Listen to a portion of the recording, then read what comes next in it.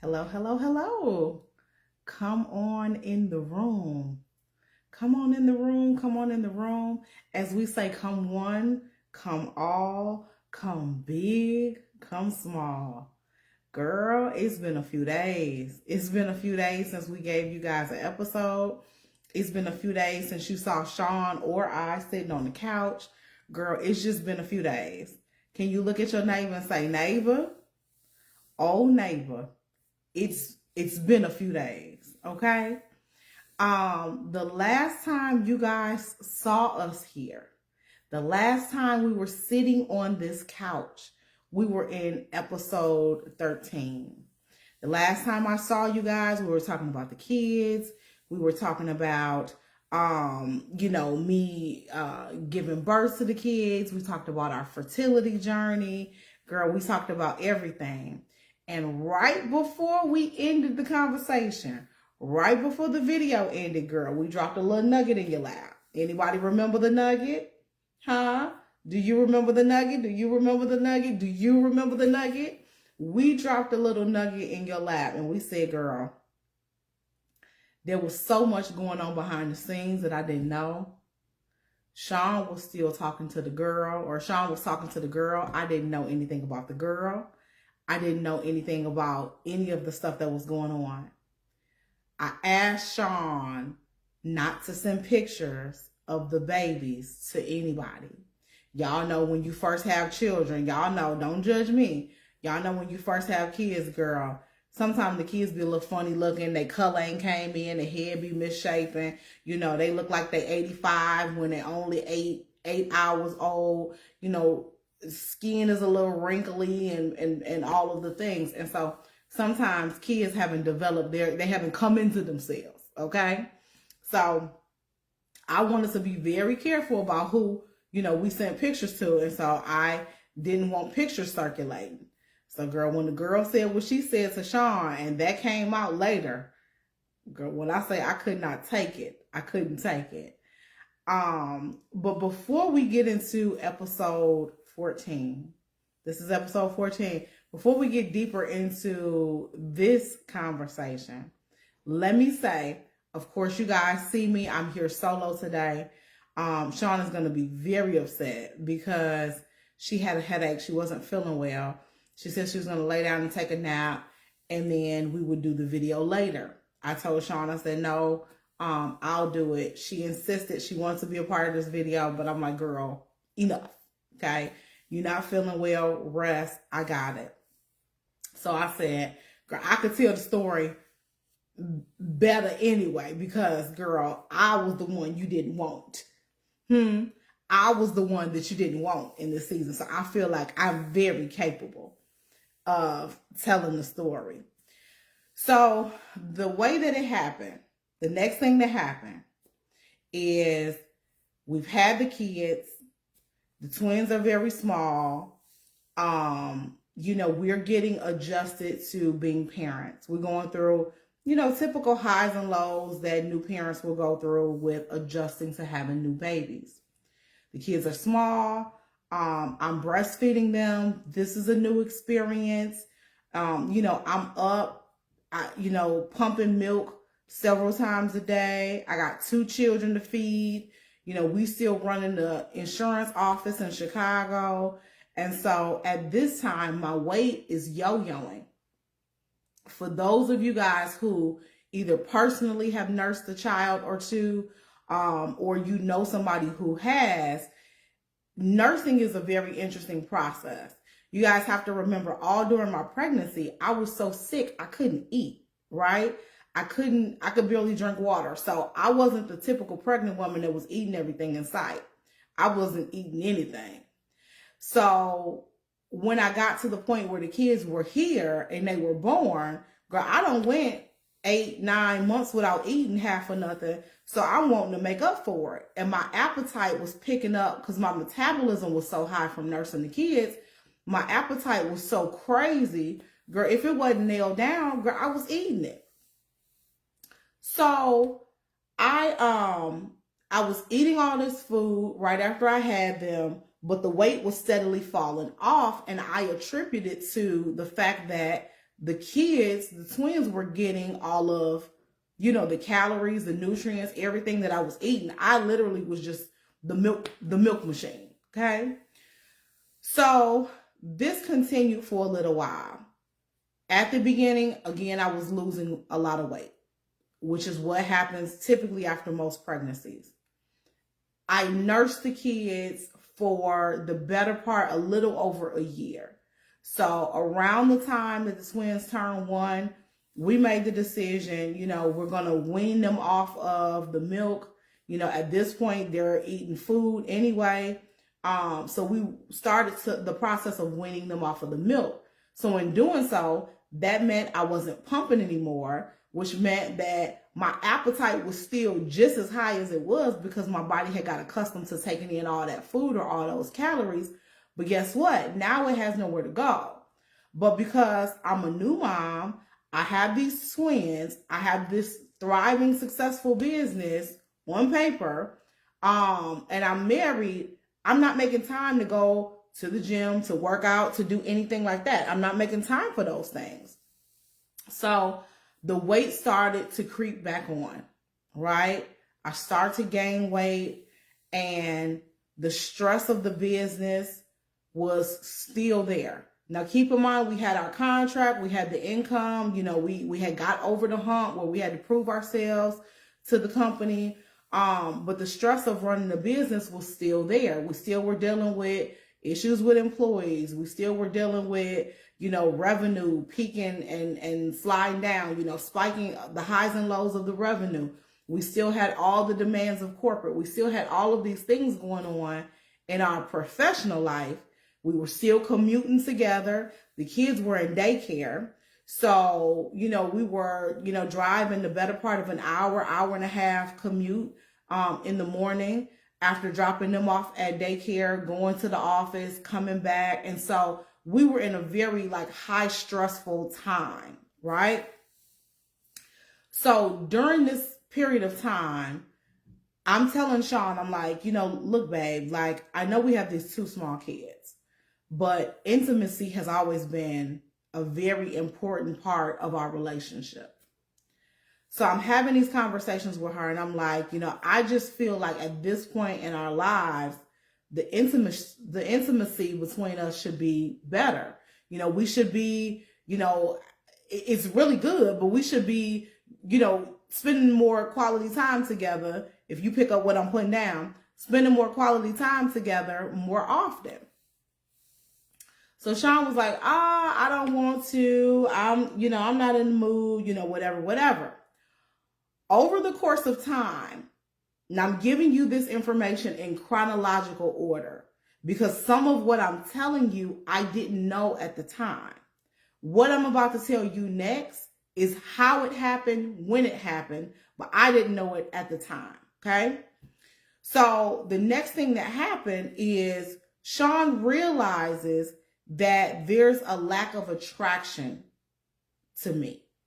The physical attraction that she once had wasn't there anymore. You got to remember, when we met and we started dating years ago, I was the girl that was the size, 10. I was very athletic build, college student. I was working out constantly, all of the things, right? Now we fast forward. Now, girl, I done pushed out 2 kids. My body looked like a stretched out rubber band. Girl, I done went, from, looking like I looked in the beginning to, girl, I look like, a little Oompa Loompa. And then now I'm back to still looking very, very round and very, very plump, girl. So with that being said, there was a lack of attraction. There was a strong lack of attraction. But I'm not knowing that because she never gave words or context to what she was experiencing. So that continued for the better part of well over a year. I don't know exactly timeline, but well over a year that continued. So I made up in my mind, I said, you know what? You guys are not dating, you're married. You have a family. You guys are in a very rough spot. Something got to give. So I go to Chaun And I'm like, hey, babe, I love you, but something's got to give. Well, I'm just not in the mood. It was this excuse, that excuse, maybe another time, not today. I'm just not in the mood, that whole thing. And we continued that whole back and forth game for the better part of like a year. So now my irritation is a little bit higher. Now we can't just have conversations about it because ain't nothing changing, right? You telling me, you don't really want to, you're not in the mood. Well, that works for you, but then that there's a need over here that's not being met as far as I'm concerned. So I go to Chaun and I'm like, look, if something don't give, I'm writing letters, I'm writing poems, girl, I'm having conversations, I'm doing all of the things I'm doing. So I finally get to the point where I'm like, look, if something don't give, I'm gonna mess around and cheat. I'm gonna end up stepping out. Chaun said, okay, do what you gotta do.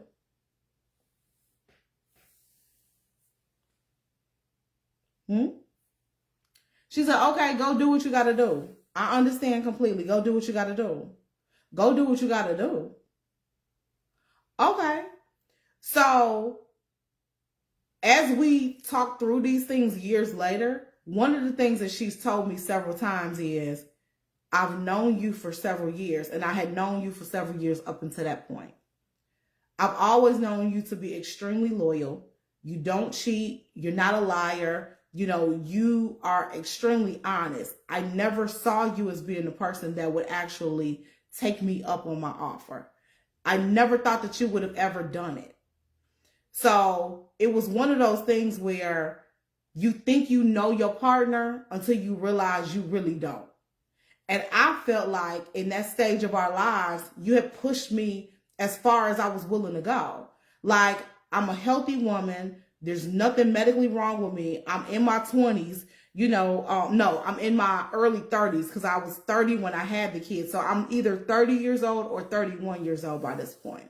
So I was like, girl, ain't nothing, girl, like, she's extremely healthy. Like, what time is it? Like, what are we doing here? And I just felt just kind of thrown away, dismissed, not wanted, any of the things. But in her mind, she was speaking from a place of like, her words, not mine. In her mind, she was speaking from a place of like maybe arrogance, cockiness. Oh, I got you. You ain't going nowhere. You've been here this whole time kind of thing. Like, I know you. Candy ain't going nowhere. Candy is super loyal.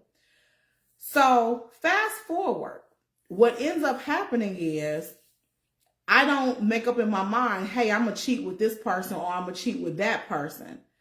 I'm the kind of person where, although I'm a soft stud, for the most part, a woman has to approach me. I don't typically approach them, right?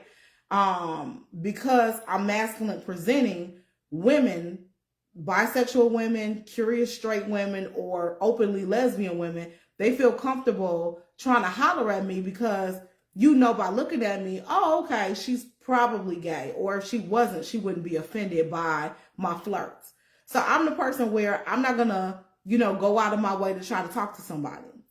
So we ended up reconnecting with somebody we used to work with years ago, not in our State Farm office, but somebody we used to work with years ago in corporate, like in a corporate capacity. So we end up, reconnecting with her and just having conversations with her. Long story short, I'm not going to give you the details because this is where you want to make sure you have your book bundle. All of the details of the affairs, both of them too, are all spelled out in the book bundle. Moments of redemption and moments of resurrection talk about all of that stuff. So I'm not going to go into a lot of details here, but one of the things that happened was I ended up connecting with like a former coworker, right? So we were cool. Even outside of being like coworkers, it was a situation where we had like a lot of mutual friends. So being that we were in this small town, everybody know everybody kind of thing. And so we ended up hanging out with her. Well, it turned from me and Chaun hanging out with her to just me hanging out with her, and then me hanging out with her, and then her flirting, and then so forth, right? So the affair continued for the better part of like, I don't know timelines. Let's say a year. I'm good at saying stuff is like a year. So the better part of like a year. She's Nyla in the book. This is Nyla in the book. So, this goes on for a while. Chaun finds out. Chaun, one weekend when she found out, girl waits until the kids' godparents are coming for the weekend. They here visiting. We all hanging out. That's our sorority sister, her husband, their kids. We doing the family thing. And Chaun just was like, y'all need to talk to Candy. Candy is out here cheating. She doing this, thus and so, blah, blah, blah, blah, blah. And I'm like, girl, what? So Chaun just completely throws me under the bus. Now keep in mind, she got whatever going on with the lady, but I don't know nothing about that. Remember, we're giving it to you in chronological order. So she got whatever going on with the lady, but I don't know nothing about that. So Chaun tells them, y'all really need to talk to her. And, I can't believe she's doing this, that, and the third. So, of course, they talk to me. They're like, well, Candy, that's not you. And you're married. Y'all got kids. Like, what's going on? So I'm telling them everything that I just told you. So what we did when we were all together, we did it for them and they did it for us a lot. We would just kind of like talk through our stuff and kind of like help counsel each other. That's what good Judys and good Jonathans do. We help counsel each other. So fast forward, I make up in my mind at some point, you know what? Me and this lady can't continue like this. Nyla and I can't continue like this. We can't. So what I feel like need to happen is I feel like I need to choose my family. I need to cut this affair off and I need to move forward with repairing my marriage with Chaun and raising our children. At the time, the kids couldn't have been but about 2. Okay? The kids couldn't have been about 2. And because I had them at 30, I couldn't have been no more than about 31, 32 when I came to this realization. Well, you know how it is. Sometimes you want to be done with somebody and they don't want to be done with you. So one day in the midst of me cutting everything off with Nyla, Nyla decides she want to come up here and show out. Okay? She want to come up here and show out. Now, keep in mind, Nyla lives at the time, she lived about an hour and a half, almost 2 hours south of here. So Chicago is one way. Where we went to school, went to college is the opposite direction. And where we live is in the middle. Okay? So Nyla lives about an hour and a half, 2 hours opposite direction. So she decides, you ain't finna be done with me. So in her mind, you know how it is, ladies, when somebody is trying to break up with you or whatever the case may be, you might have something at their house. They have something at your house, whatever. You got something in your possession. They got something in their possession. And you use that as bait or leverage to see each other. This is what Nyla does. So Nyla was like, Candace, you got my house key.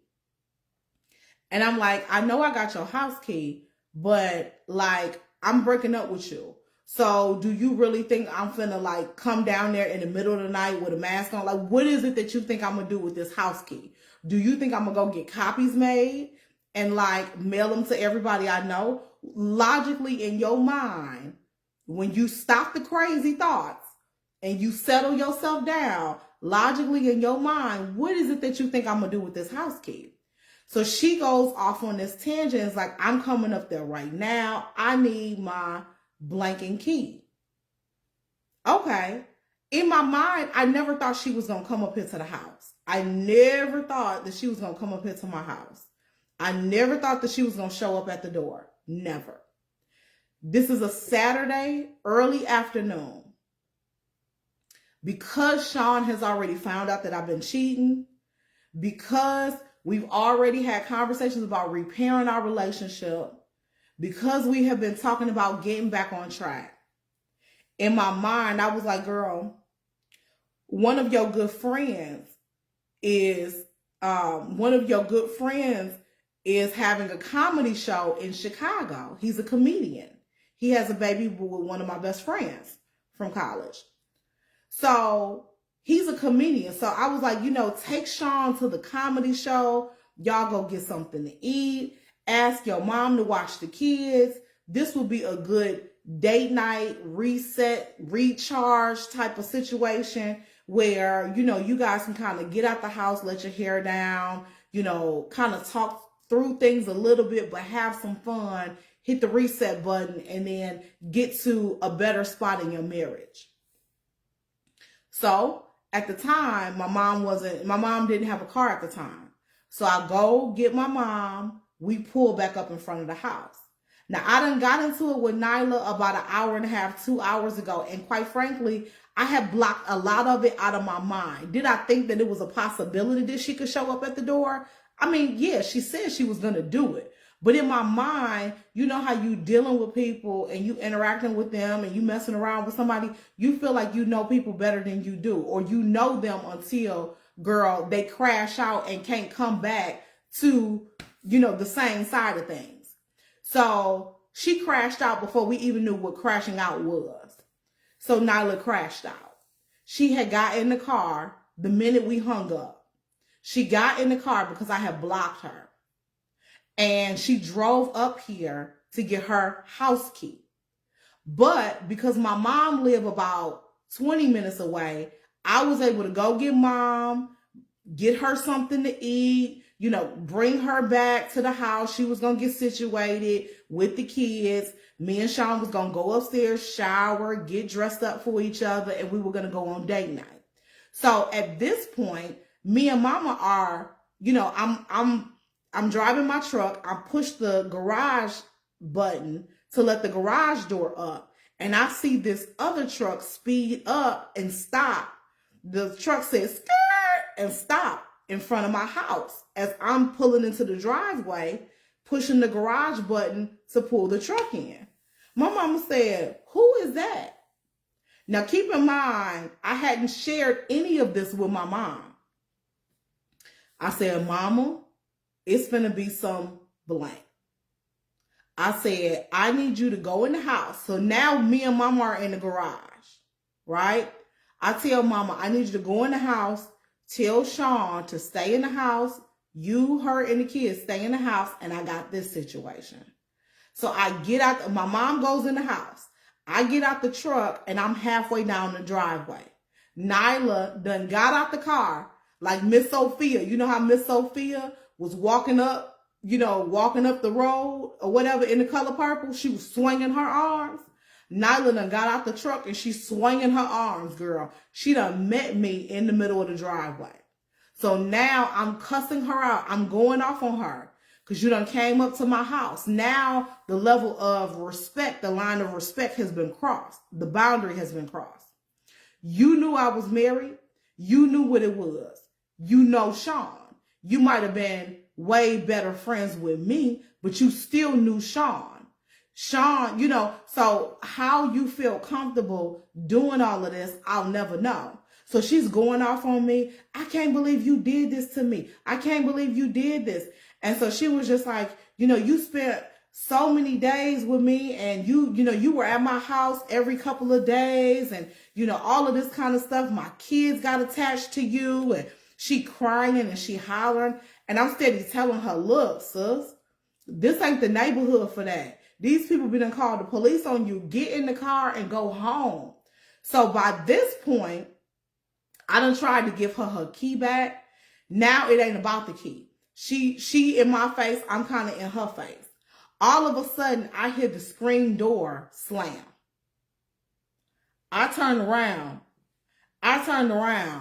and Chaun was like, Blank, get off my porch, get off my property. What you doing up here at my house? I know you ain't came up here.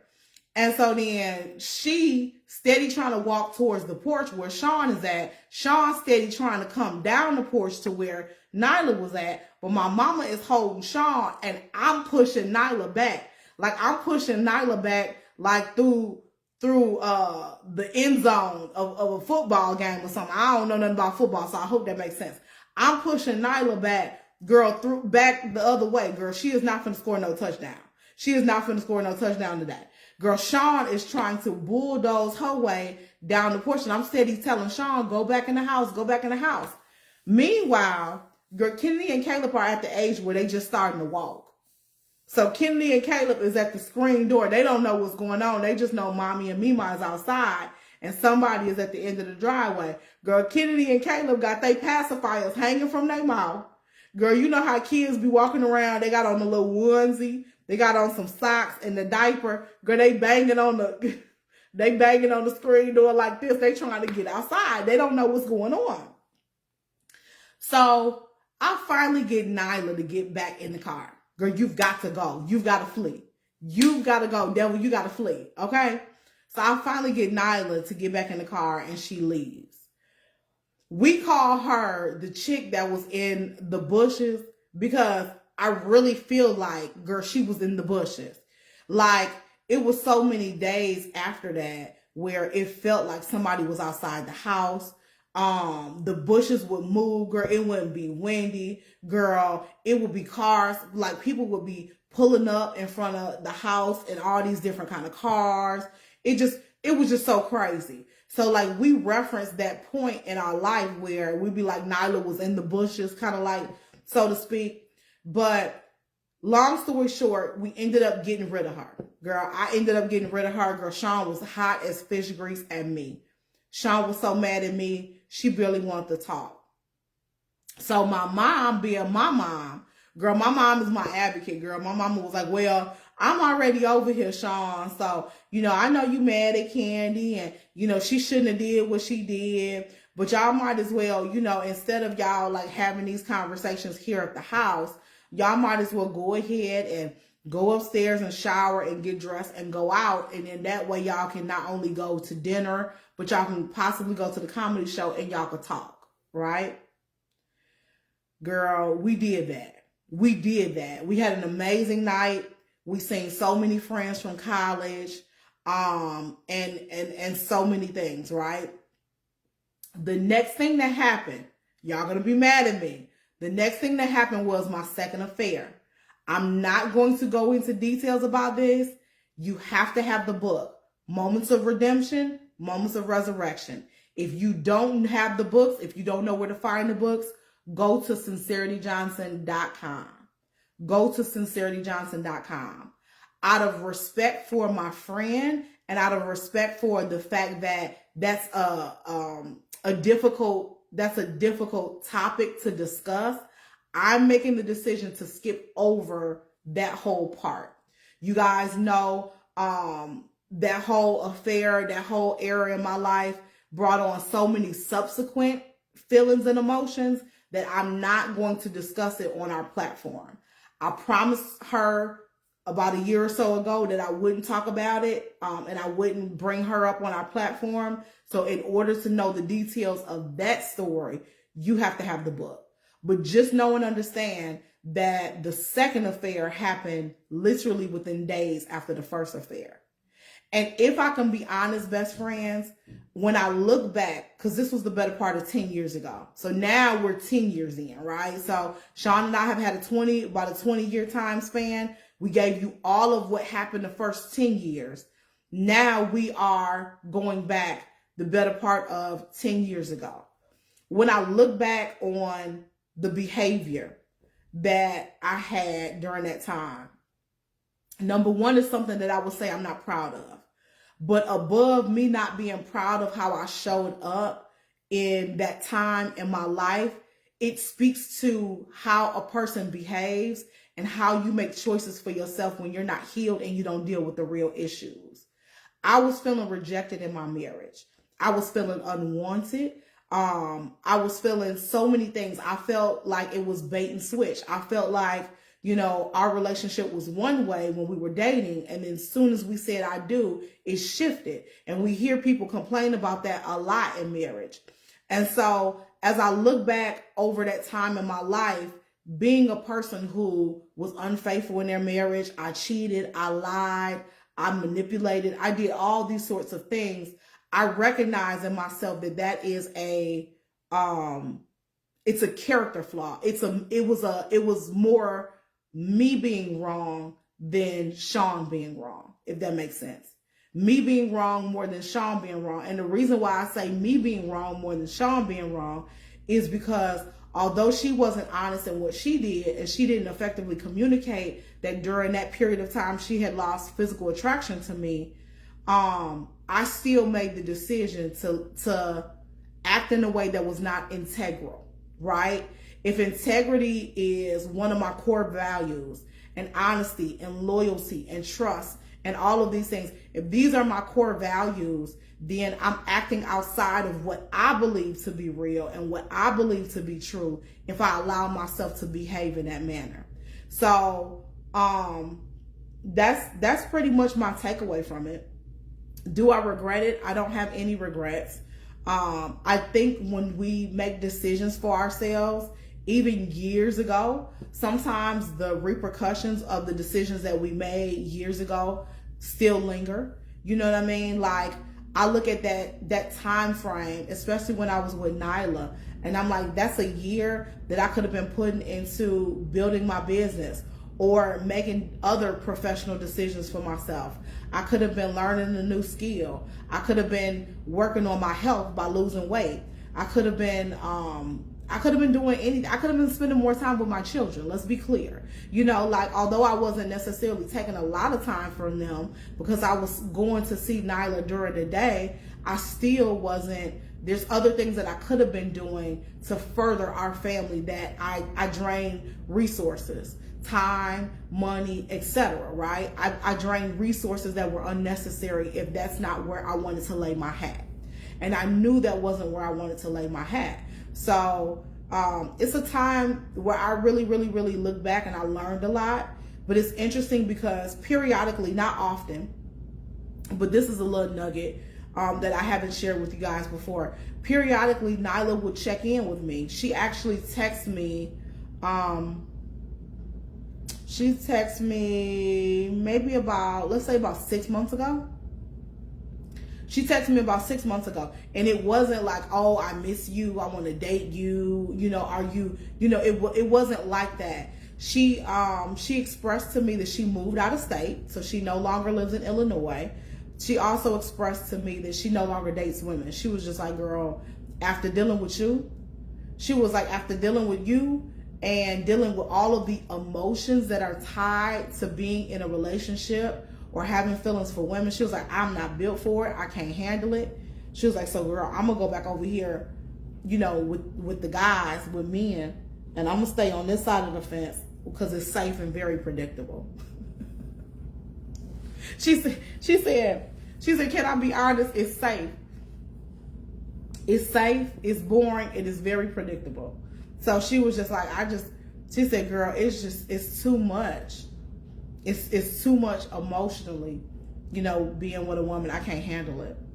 So that was my takeaway from talking to her. But, you know, periodically I'll hear from her. It's not often.